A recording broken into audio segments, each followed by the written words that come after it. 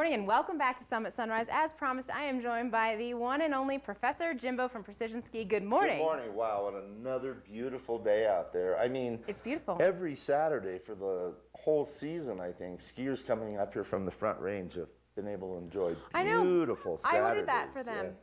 Way to go. Thank you. I know. Mother Nature, she and I work closely together, so yeah. It works out. But over at Precision, you guys, I think it's so fun when you come in. This is why I call you Professor Jimbo. It's because you really educate people on how to take good care of their gear in an affordable fashion. Well, you know, the thing I was thinking about this past week, I was washing the windows on the front of the store for like the second time in a week.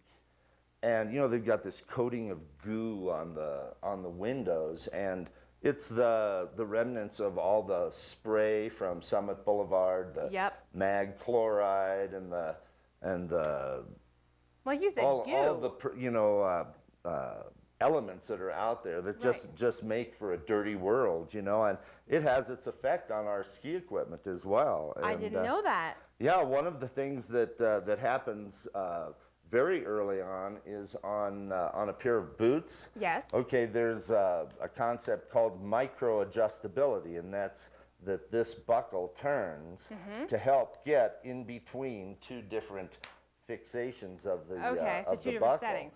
What happens is that that mag chloride, the dirty atmosphere, gets in and starts to attack the combination of where steel and aluminum is together. Okay, so when you put salt on it, that's mag chloride. Bad things start to happen, and it starts to seize up. So it makes it harder to adjust your boots. You know, you might end up cutting off the circulation, and with just a little bit of a 3-in-1 oil, you can apply a couple of drops to the buckle. That makes it really easy. So all you have to do is just add that on. Super easy. That's good to know. You know, another thing to know about your boots is to pay attention to the heels. Heel piece, okay. You know, like now, a lot of the resorts have paved the plazas and the walkways, and you're not walking on snow anymore. You're walking on sidewalk or roadway, and it can quickly wear down the sole. True. What that does is then it makes it harder to get into your bindings. Well, that's a bummer. The bindings may not function correctly. Okay. And one other good thing to remember about your boots is you should know how to take the liners out.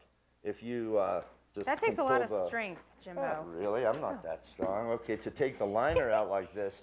At the end of the day, to help dry the liner, the material in the liner. The liner. If it's damp, when you put it back on, first of all, your feet will be cold, and it starts to deteriorate the foam inside the liner. Well, we don't want that. We want to protect our investment in our ski boot here. So your boots won't last as long. Well, that's good information. So a few good things to know about boots. Okay.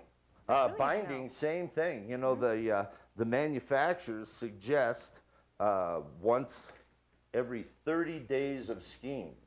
So for a lot of skiers out there, that's a couple of times a season. To have the bindings adjusted and tested. Okay, I mean, why do you want to get them tested? Well, to make sure that they're working right, you know, because they're exposed to the same dirty environment that the rest of our equipment is. And, you know, the springs, the components, the materials inside the bindings can get dirty and maybe not function the way that you're hoping. There's a lot of moving pieces. So, you know, when you go into a ski shop, you know, a technician will ask you to define the type of skier that you are, type 1, 2, 3, or there's a 3+. Okay. And then we go through a complicated chart of your weight and your height and the length of your ski boot and everything to arrive at what the binding setting should be.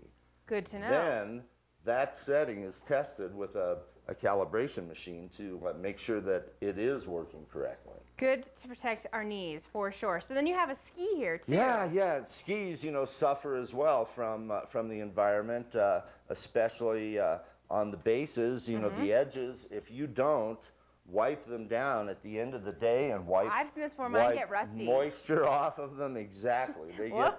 They get rusty. So if you wipe them down, one thing you can do real easily is with an easy wax. Cool, that is super easy. Just wipe that on the bottom of the ski this way, and it helps to keep the rust from from forming on the bait or the edges. Okay, that's really and then good to know. you can just polish this with a paper Oh, towel. it smells nice too. Yeah, I know you like the waxes. I that do. smell. It reminds me of the beach. Okay, so Yeah. then you have a bar of not That's- soap, but this is Yeah, wax. that's just another way to do it. Mm-hmm. You can rub the bar of wax on the bottom of the ski, just like I'm doing here. Easy. Easy to do it. And then you And just then have to wipe take it a off. rag Oh. and just polish it in, and that will help protect the bases. I would from, not have thought to wipe it off either, so I'm glad that easy. you told me. It is. It's really easy. Takes a minute to do it. So you can pick up all this stuff at Precision ski. Exactly. Absolutely. And Precision Ski is over in Frisco, conveniently located right across from the Walmart complex, correct? Yes. Perfect. Absolutely. Well, Jimbo, you're open 7 days a week, correct? That's right. 8 to 6 every day. 8 to 6 every day. Well, stop by, say hello to Jimbo and his helpful staff over there. They will give you some great tips on how to take care of your gear like this, and we'll be back with more Summit Sunrise right after this.